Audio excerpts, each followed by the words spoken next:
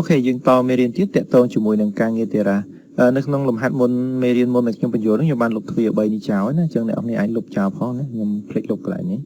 អូខេអញ្ចឹងយើងបន្តទៀតមេរៀនទេរ៉ាកន្លែងនេះជាទូទៅយើងអាចចូលទៅក្នុង floor plan មកឬជាន់ដែលយើងត្រូវគូរហ្នឹងសម្រាប់ការងារក្រូបិទជុំវិញហ្នឹងណាមួយឡប់ឡែប៉ុន្តែខ្ញុំអត់ទេខ្ញុំធ្វើនៅការងារ 3D ហ្នឹងតែម្ដងបាទខ្ញុំប៉ះលើផ្ទៃនឹងមួយសិន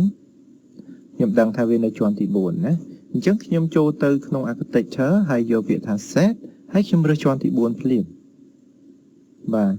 អញ្ចឹងនៅពេលដែលខ្ញុំធ្វើការងារគូអីនៅលើហ្នឹងគឺវាស្គាល់តែជាន់ទី4នេះណាអញ្ចឹងឥឡូវជំហានទី1ខ្ញុំយកការងារ floor architect មកគូ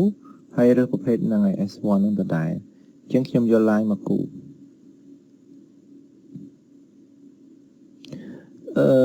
អូខេខ្ញុំគូសាច់ក្នុងសិនគឺក៏គូដល់សាច់ក្រៅនេះហ្មងទៅ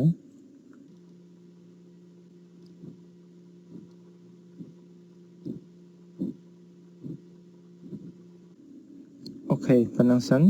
ហើយខ្ញុំ finish មក